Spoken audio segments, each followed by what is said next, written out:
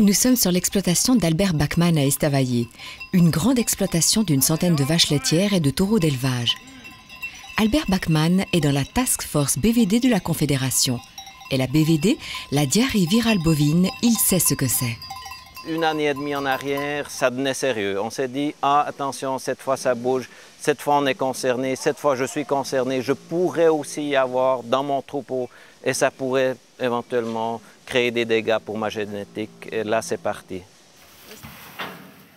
Werner Forer du Toggenbourg à la tête d'une exploitation de vaches laitières d'une trentaine de bêtes. En été, ces animaux partent à l'alpage. On a connu la BVD chez nous. Les animaux n'étaient plus vifs. Ils s'isolaient sur le pâturage et semblaient chétifs, fatigués.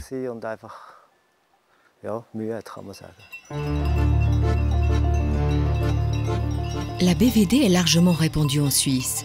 Elle engendre chaque année des problèmes lors de la reproduction et provoque la naissance de veaux maladifs et chétifs. C'est toute la production bovine qui en pâtit, avec chaque année des pertes de plusieurs millions de francs.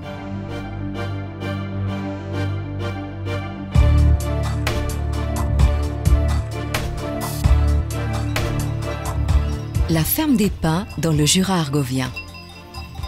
Hans-Ulrich Sen possède une exploitation de remonte d'élevage de près de 120 bovins.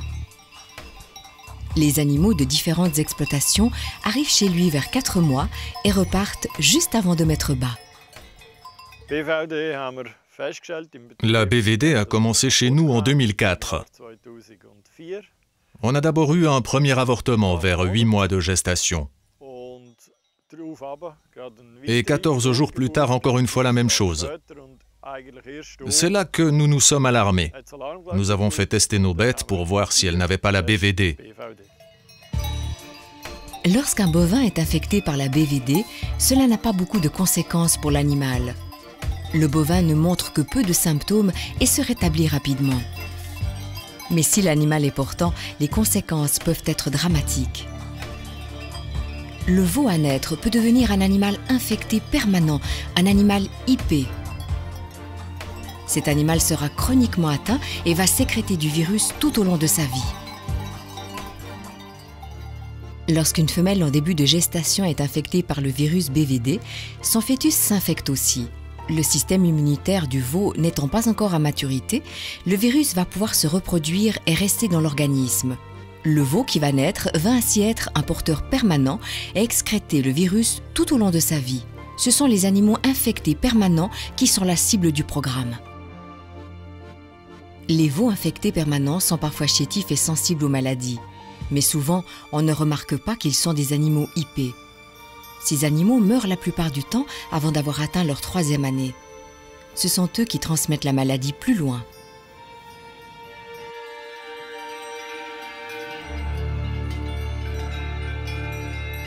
Lorsque les animaux infectés permanents entrent en contact avec d'autres animaux, ils vont pouvoir transmettre le virus à d'autres exploitations.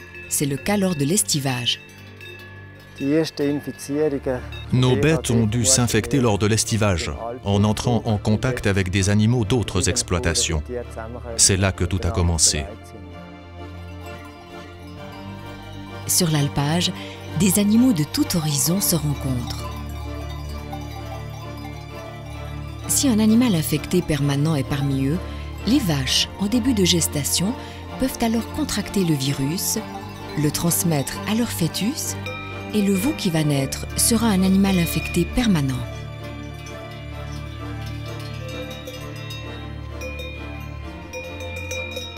L'objectif pour 2008 est de réduire le nombre d'infections lors de l'estivage.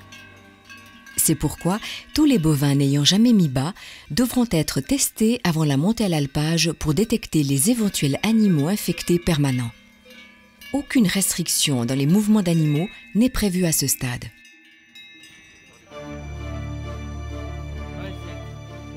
Lors des tests avant l'estivage 2008, on va se concentrer surtout sur les jeunes animaux, car on part du principe qu'un animal IP ne vit pas plus de 2 ans. Une personne officielle prélève des échantillons chez tous les bovins n'ayant jamais mis bas qui partent à l'alpage. Dans la plupart des cas, un échantillon cutané d'oreille est prélevé et les animaux sont marqués avec une petite marque auriculaire verte.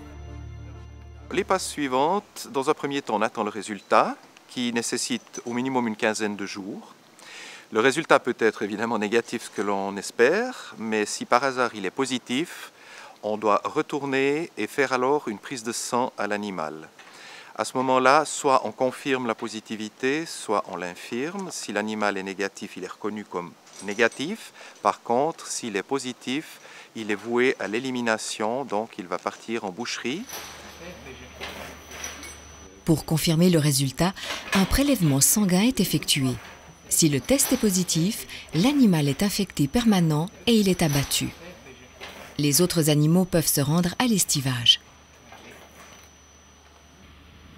Grâce à ces tests avant l'estivage, le nombre de nouvelles infections diminue et donc le nombre d'animaux infectés permanents. Cela signifie aussi moins de coûts et moins de restrictions dans les mouvements d'animaux lors du programme d'éradication.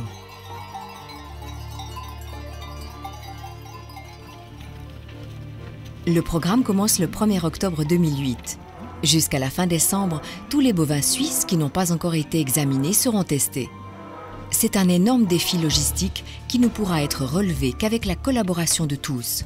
Une bonne préparation est synonyme d'économie de temps et d'argent. Elle engendrera aussi moins de restrictions dans les mouvements d'animaux. Le paysan doit s'assurer que chaque animal est bien annoncé à la BDTA et que chaque mouvement d'animaux a été signalé. L'identification correcte de chaque animal est une condition nécessaire à la bonne marche du programme. On peut ainsi s'assurer que chaque bovin en Suisse a été testé. Le paysan doit aussi s'assurer que chaque animal porte 2 marques auriculaires. Le jour des prélèvements, l'éleveur s'assure que toutes ces bêtes soient à l'étable afin de faciliter la visite. Maintenant, je me prépare, je sais que ça sera parti.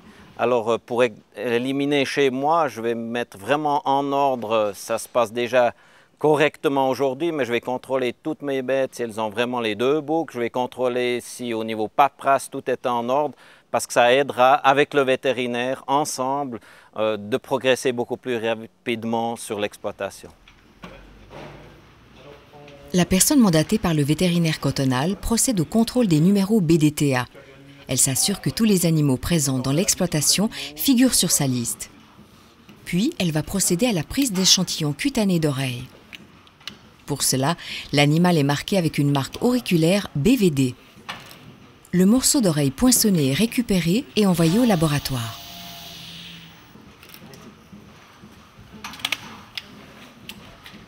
À partir de ce moment-là, tous les animaux sont bloqués sur l'exploitation jusqu'au retour des résultats.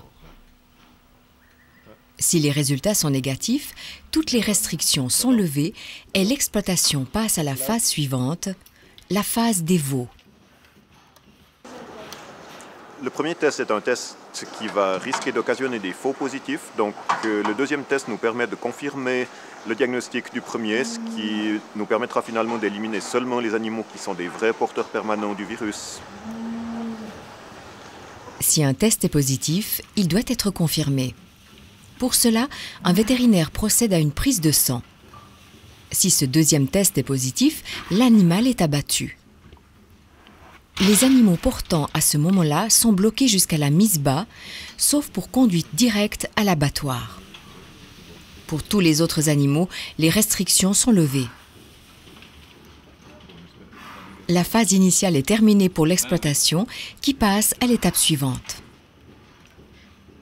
Pour moi, la phase la plus difficile sera la deuxième phase, la phase où il faudra attendre sur des résultats quand on va importer des bêtes portantes qui vont peut-être mettre bas un veau IP et qu'il faudra attendre les résultats pour savoir et réattendre puisqu'on aura peut-être d'autres vaches portantes dans l'exploitation et il faudra attendre. C'est ce délai-là qui sera le plus long jusqu'à ce qu'on soit de nouveau libre. Lors de la deuxième phase du programme, la phase des veaux, tous les veaux nouveau-nés doivent être testés en prélevant des échantillons cutanés d'oreilles lors du marquage BDTA. C'est là que le paysan entre en jeu.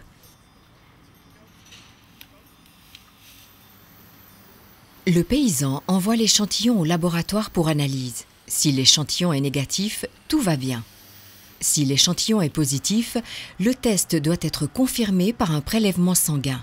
Si ce deuxième test est positif, le veau sera abattu. Les femelles portantes, à ce moment-là, seront bloquées sur l'exploitation jusqu'à la mise bas. Tout au long du programme d'éradication, le nombre d'animaux IP va diminuer. Cela commencera lors des tests avant l'estivage. Ensuite, grâce à la phase initiale, tous les animaux IP vivants devraient être identifiés et éliminés. À la fin de la phase initiale, tous les bovins vivants ont été testés et seuls les veaux à naître pourraient être encore des animaux IP. Pendant la phase des veaux, ils sont identifiés et éliminés.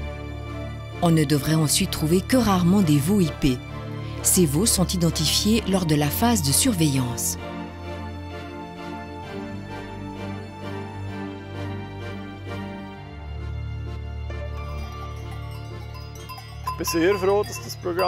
Je me réjouis du début du programme d'éradication et j'espère que l'agriculture va bien collaborer et que tout le monde y mettra du sien pour assurer le succès du programme, pour que la BVD ne reste plus qu'un mauvais souvenir, et cela le plus longtemps possible.